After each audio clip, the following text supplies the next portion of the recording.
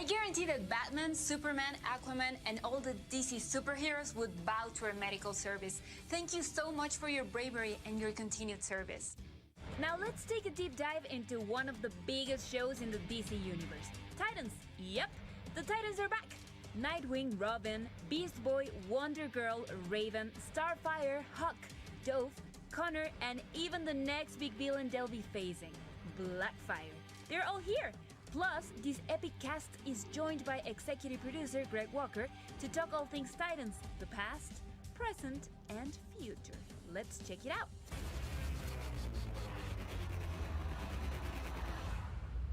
Hey everyone, I'm Damian Holbrook from TV Guide Magazine and TV Insider, and I am so excited to welcome you to DCFandome, and you are watching the Titans panel. Titans are back, bitches! Woo! Let's introduce all of you along the way. We've got executive producer Greg Walker, Brenton Thwaites, who plays Dick Grayson, Tegan Croft, who plays Rachel, Anna Jope, who plays Corey Anders, Ryan Potter, who plays Gar Logan, Alan Richson, who plays Hank Hall, Minka Kelly, who plays Dawn Granger, our new guy, Joshua Orpin, who plays Connor, and Connor Leslie, who plays Donna, and then Curran Walters, who plays Jason Todd, and Damaris Lewis, who's coming in as Blackfire. We've got a list of some fan favorite moments. We're going to kick off with my choice because I'm the moderator and I get to say that. And there were so many that I wanted to pick because there's so many great moments along these first two seasons. But the one I went with was Dawn taking down the meth lab in the second episode of season 2. What the was that?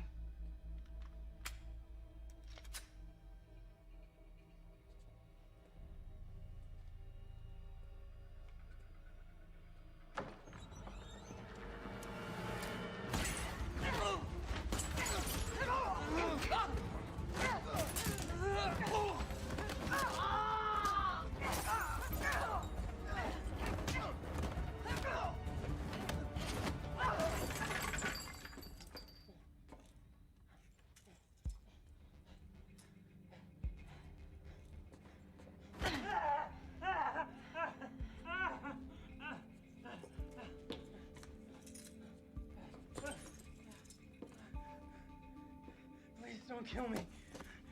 Where's your phone? This is 911. What's your emergency? There's a meth lab at 2751 Hollister Lane. It's being run by 3 complete dip. 3 complete dip. So, you better have someone come down and arrest us. Thank you for your time. Your mother would be very proud.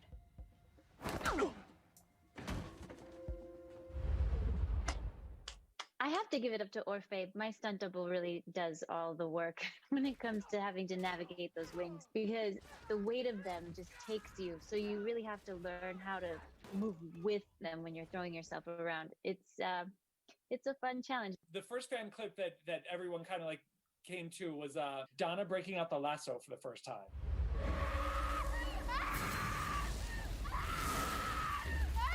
Stop hurting her! Corey!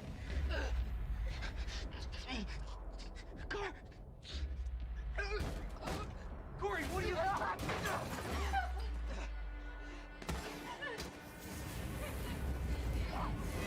Stop.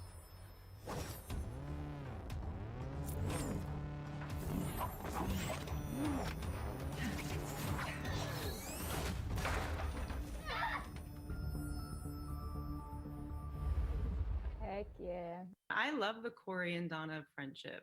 It was something I remember reading about when I started doing some research. And so when I read that like they start off kind of rocky, I wasn't even mad at it because I knew that it would turn into this great friendship. And we kind of got a taste of that in season 2. So I kind of love that their friendship grew from this initial moment. Don't all great friendships start out with a lasso around the neck? And A little bit, yeah. Don't they all start off with like really kick-ass women? yeah. Really? Can resist. All right, let's look at clip 2 from episode 6, Jason Todd. Why are you doing this? Why do you even want to be Robin? Are you kidding? This is the dopest gig ever.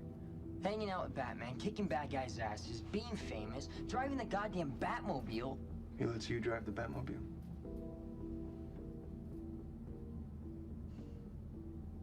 Wouldn't you rather have your own name? Like Sparrow or Blue Jay for Jason? No. The whole point is being Robin. Batman needs Robin. Why do you think it makes us wear those lame colors? Because we're drawing fire. Look over here! And boom. The bat lands and starts trashing ass.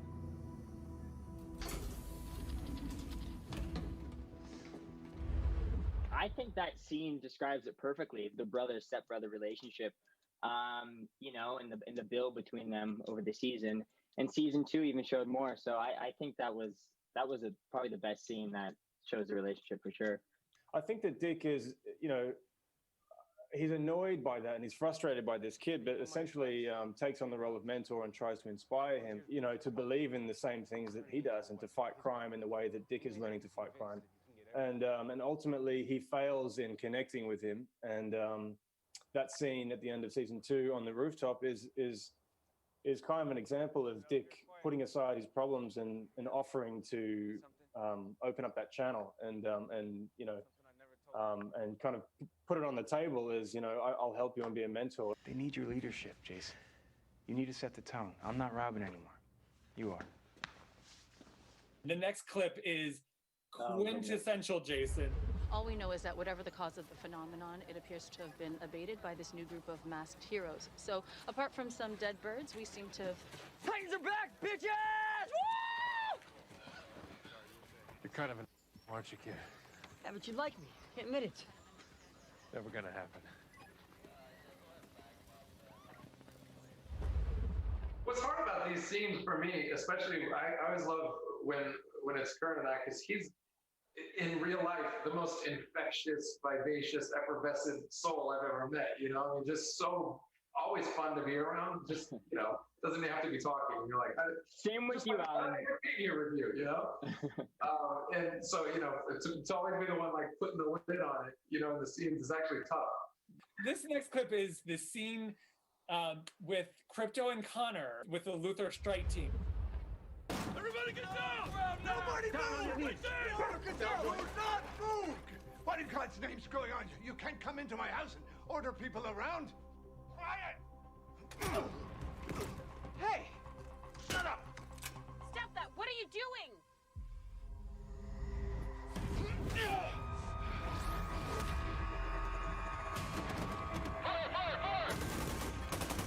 What?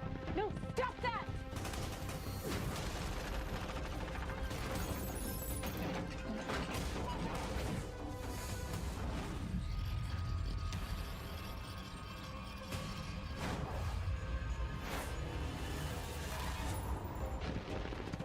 Stand down! God damn it! I said stand down!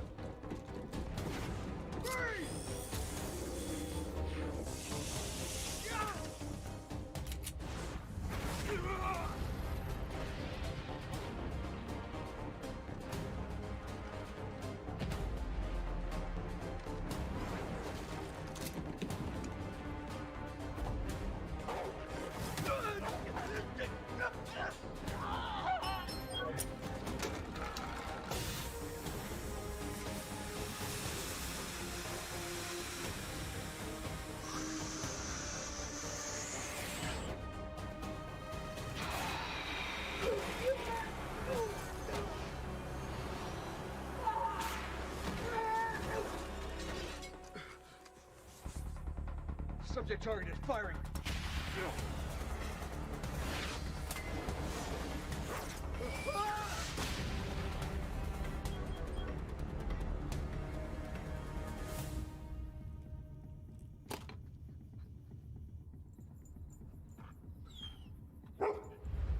I mean, let's be real. Like, Crypto is the MVP of that scene and probably of the episode. So whenever you're in a scene with him, like, nothing can go wrong, man. Okay, and then the last clip that we have is from episode 5 Together. Where's Dick? I don't know. Corey? Stand back. Get behind me. It's time to burn.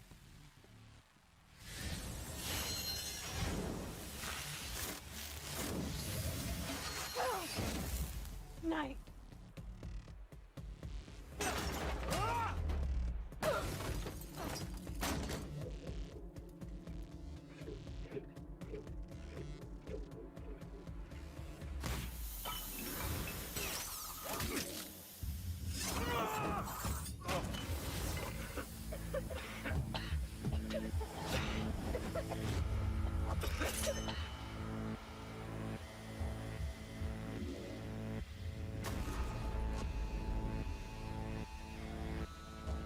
Dick?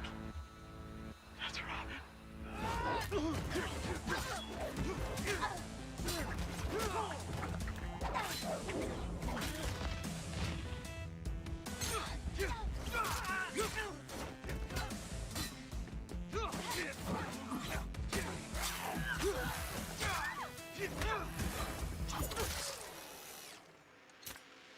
You should put your toys away when you're finished with them.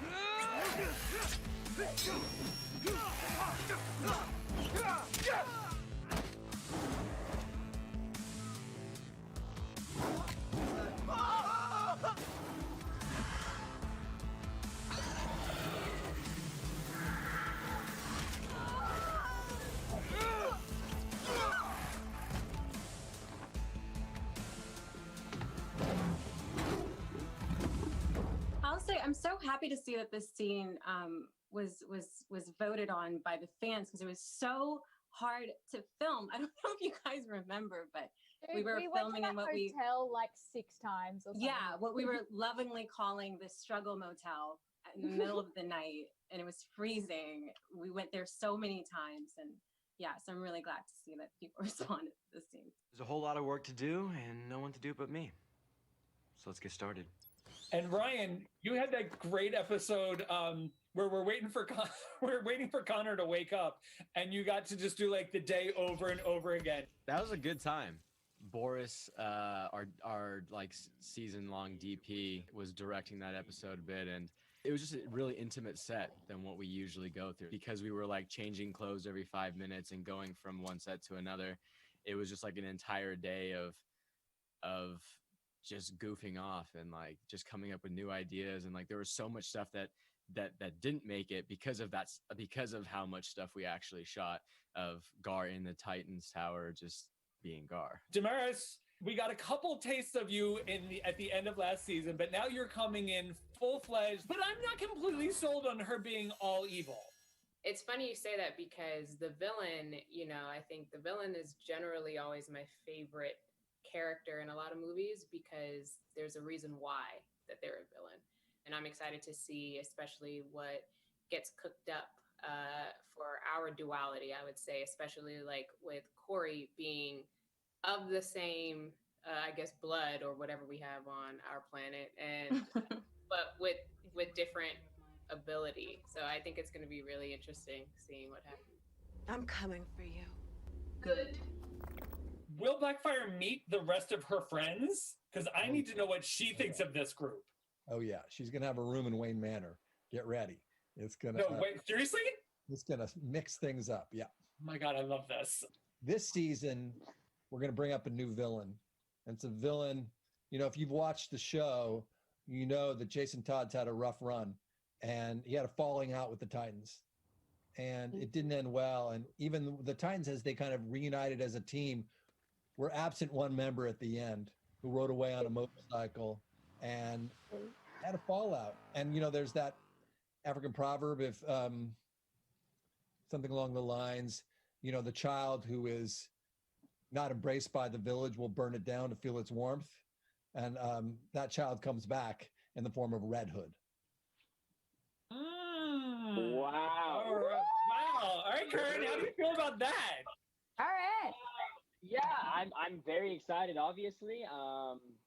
And I feel some pressure, but I'm ready to take it on 100%. So I'm very excited. I've been wanting this for a while now. So the big change is our team goes to Gotham, and there's a whole new set of challenges that lie and wait for us in Gotham. Gotham is filled with iconic characters. Who can you tell us that we might meet along the way? Oh, well, we've got a big one coming up in Dr. Jonathan Crane, also known as Scarecrow. Yeah. And we have another, classic character in the canon named Barbara Gordon, Commissioner Barbara Gordon.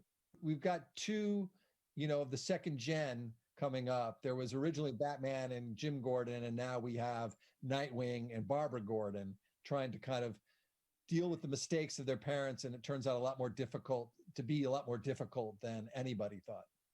Cannot wait to see what comes up in season 3.